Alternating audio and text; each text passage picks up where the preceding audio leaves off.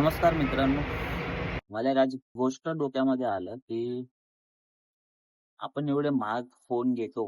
1.5-1.5 लाखाचे, 1.25 लाखाचा. माझा फोन 1,25,000 च्या आसपास आहे.